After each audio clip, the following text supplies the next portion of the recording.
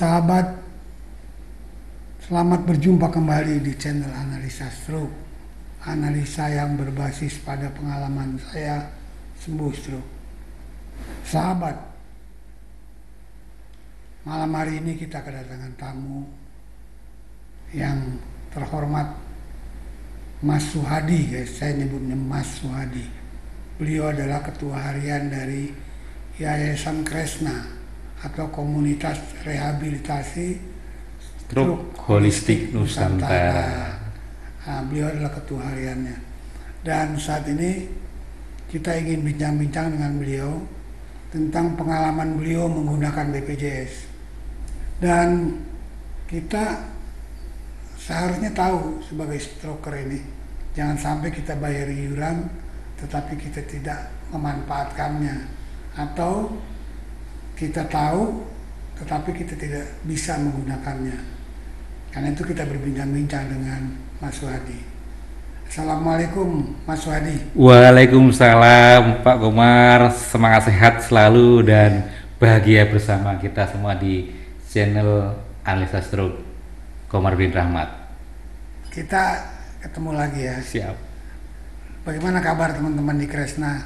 Luar biasa Pak, semakin hari semakin semangat dan aktivitas mulai secara pemulihan fisiknya, pemulihan mentalnya, pemulihan ekonomi mudah tumbuh, apalagi pemulihan spiritualnya sudah mulai mengembang dan menunjukkan semangatnya semakin pulih, menyempurnakan pulih. Begitu Pak Umar. Amin. Dan program-program Kresna juga sudah mulai bertahap, berjalan, berkelanjutan. Iya Bapak. Fokus, konsisten, berkesinambungan. Iya, sangat luar biasa Pak Umar. Nah kita nih, saya mau nanya nih mewakili teman-teman semua. Iya. Kita kan rata-rata pengguna BPJS ya. Iya. Tapi ini kan penyakit stroke ini, apa kita bisa memanfaatkan BPJS untuk sahabat-sahabat kita yang terkena stroke? Terus terang saja saya sangat jarang sekali itu menggunakan itu. Baik Pak Umar, sahabat semuanya, jadi saya salah satu penerima manfaat BPJS dan dari awal saya kena stroke dari 10 Oktober 2019 langsung ditangani oleh BPJS. Bahkan nih Pak, saya bikin analogi Pak, stroke pulih dengan BPJS. Nah, itu bagus nih. Bisa pulih jika semangat. BPJS. Jadi sahabat semuanya, BPJS itu kan kita namanya ada vaskes Pak ya, berjenjang. Ya. Yang memiliki kartu BPJS, ya, apabila dalam keadaan emergensi itu bisa langsung ke vaskes ICU atau UGD, bahasa agamanya UGD. Oh, jadi kita kalau itu bisa langsung ke ya, UGD. Jadi kalau keadaan emergensi itu bisa vaskes BPJS langsung UGD, tidak berjenjang. Ya, itu pengecualian kalau pas kita emergensi dan membutuhkan pertolongan gawat darurat. Itu tidak dibatasi oleh wilayah maupun oleh gender, laki dan perempuan. Walaupun saya dari Sumatera, saya di Bekasi, bisa masuk UGD. Sangat bisa. Contoh saya ini Pak. Nah, contoh saya ini kan KTP Jogja nih Pak. Jogja. Saya waktu terkeseruk itu di Sumatera Selatan. Sumatera Selatan. Ya, itu langsung BPJS. Langsung menggunakan BPJS. Tercover ya, tercover di itu sana, langsung ya. di sana. Jadi saya terserasuk di Sumatera Selatan, ditangani BPJS. Itu dirawat selama 3 hari di rumah sakit BPJS di tipe C rumah sakitnya. Ya. Kemudian karena saya masih pingin untuk pulih, saya minta pindah vaskes ke Jakarta. Jakarta. Ya, jadi kita ada prosedurnya Pak, ada izin dari dari rumah sakit yang sudah kita tempatin sebelumnya, dan kita di ini Pak, contohnya gini. Jadi pertama saya prosedur yang kita lakukan sudah nih semuanya. Contohnya ini adalah salah satu contoh yang saya waktu di analisa di vaskes yang di Sumatera Selatan ya. Terus kita juga dilampirkan hasilnya. Jadi teman-teman jangan lupa kalau kita menggunakan BPJS harus disertai dengan lampiran atau dokumen penyertanya Pak. Dokumen penyertanya. Ya, kalau nggak dikasih kita tanyakan mana lampiran dokumen kita waktu berobat dengan BPJS. Karena itu untuk ke jenjang berikutnya. Nah, setelah itu, setelah saya dari Sumatera Selatan, saya pindah vaskes ke Jakarta. Ya. Terus kita karena pingin yang lebih grade-nya lebih ini, kita dipindah ke vaskes yang rumah sakit tipe yang lebih berikutnya. Kita bisa di tipe A, dan ini kita juga ada hasilnya Pak. Nah ini ada hasilnya. Jadi itulah yang kita lakukan. Nah sekarang teman-teman kalau sudah punya BPJS, urutannya adalah kalau tidak emergency ya, vaskes pertama itu adalah puskesmas atau klinik. Namanya vaskes pertama. Kalau kita tidak Tidak emergency emergensi, ya. kita ke puskesmas Puskesmas dulu. dulu, baru atau klinik, baru nanti ke vaskes kedua. Namanya rumah sakit tipe C Pak. Banyak tipe C ya. Terus baru kalau C, kok C ini nggak ada alatnya, nggak ada ininya, baru kita beda ke rumah sakit tipe B. Itu biasanya dimiliki oleh di kota-kota maupun di tingkat provinsi banyak yang tipe B, yang dia sudah punya kegawat darurat dan beberapa dokter standby. Kalau yang C ini terkadang masih dokter panggilan, yang kebanyakan ya ada yang standby tapi bukan dokter spesialis. Tapi kalau yang tipe B itu udah banyak standby dokter spesialis yang B, dan alatnya lebih komplit lagi. Apalagi ke jenjang tipe A Pak. Tipe A ini adalah rujukan nasional Pak. Kayak rumah sakit PON itu tipe A, RSPAD, terus beberapa rumah sakit yang di wilayah Nusantara banyak yang tipe A. Sekarang udah mulai banyak. Makanya kita dalam waktu dekat ini kan kita namanya ada stroke helper yang digagas dari Yastroki bekerjasama dengan Kreki, dan kita juga Kresna terlibat Pak. Di situ ada stroke helper. Ini adalah mengedukasi semua lapisan masyarakat ya apabila terjadi penyintas atau penderita stroke yang dihadapi atau ditemukan di wilayah terdekat mereka, baik itu keluarga maupun tetangga dan handetela maupun kerabat. Itu fungsinya di stroke helper Pak. Itu biar kita semua memahami bahwa stroke ini harus segera dibawa ke vaskes yang memiliki penanganan stroke yang komprehensif. Jadi kalau orang terkena stroke tidak perlu ke fasilitas Jenjangnya Jenjang. kita langsung ke UGD. Langsung ke UGD. Iya, bawa ke UGD. Ke rumah sakit terdekat. Betul, dan tentunya Bisa tipe A, tipe B, tipe C. iya, bisa. kalau lebih bagus ada tipe A. Jadi mereka langsung ada tindakannya komplit Pak. Kalau di kota itu ada tipe A, kita langsung ke tipe A gitu. Seperti di Jakarta misalnya PON. PON, SPAD, Fatmawati, Fatmawati. Tarakan, itu kalau di Jabodetabek sudah banyak yang tipe A yang standar nasional maupun ke internasional. Banyak gitu. ya. Banyak gitu. Itu yang biar kita meminimalisir dampak dari stroke Pak. Itu yang BPJS. Karena itu kan memerlukan kecepatan ya. Betul gitu Pak. Yang harus kita kita namanya bekerja dengan waktu. Ya itu yang sering dikatakan time is brain. Ya, jadi waktu adalah otak kita. Jadi semakin cepat ditanganin, kerusakan otak kita semakin diminimalisir dan bisa ditangani dengan komprehensif, artinya menyeluruh dan berkelanjutan gitu Pak. Terus kalau misalnya kita mau meriksa cek lab darah itu gimana? Ya, jadi setelah kita kan kita stroke kan biasanya kan yang nanganin dokter saraf Pak ya. Nah, dokter saraf ini yang profesional Pak akan mengarahkan si pasien ini untuk semuanya dicek.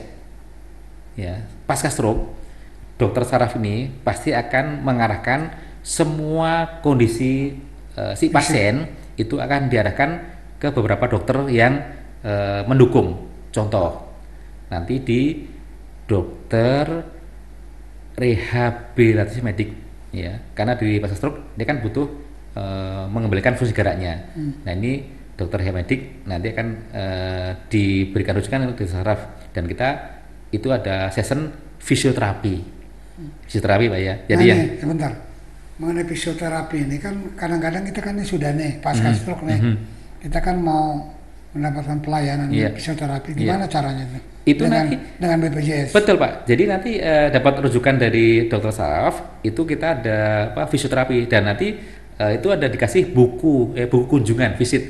Oh ini si pasien ini berapa kali kunjungan, misalkan tahap pertama ini seminggu harus 2 kali. Itu dokter saraf ke dokter medik itu nanti dikasih jadwal Pak. Ya, itu nanti evaluasi bersama Pak.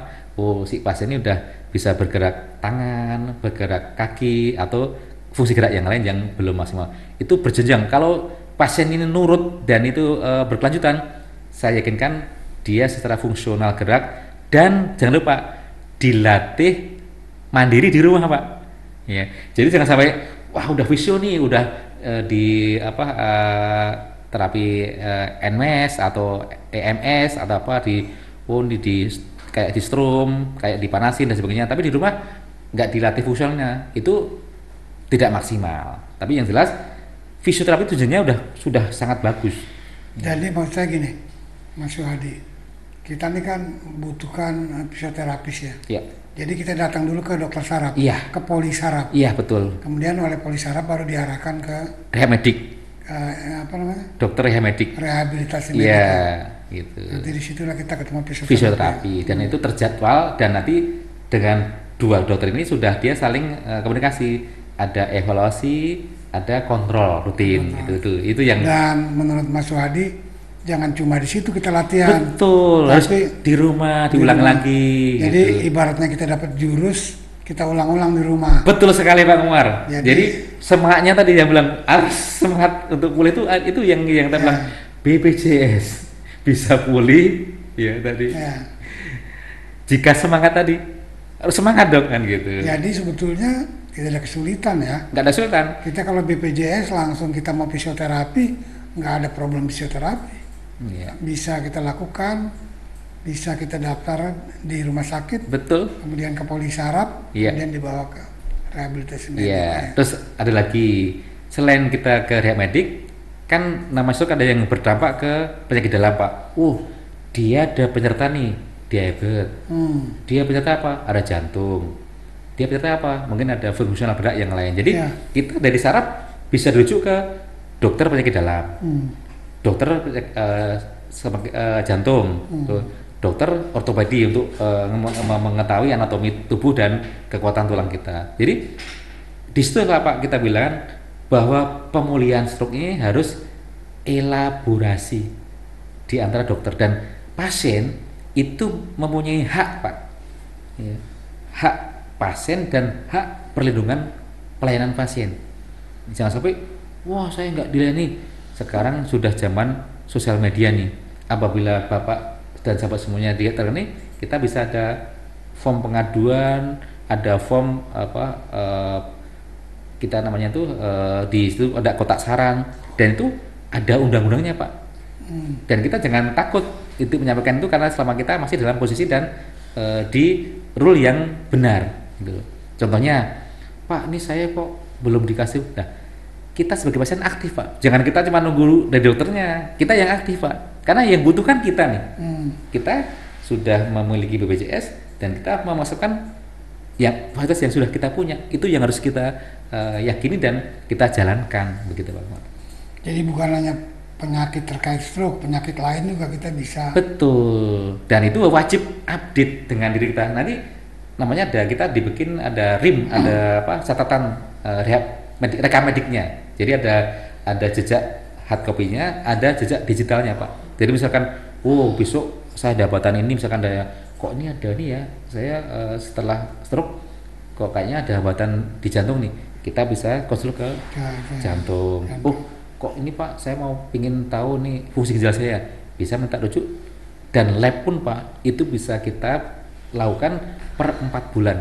Lab dari lab kualitas darah, dari lab fungsi ginjal dan sebagainya, itu berjenjang. Apalagi ya yang dia mau mengetahui lagi, Pak saya mau CT scan, saya mau MRI, itu bisa dilakukan Pak, tapi jedanya biasanya 1 tahun gitu.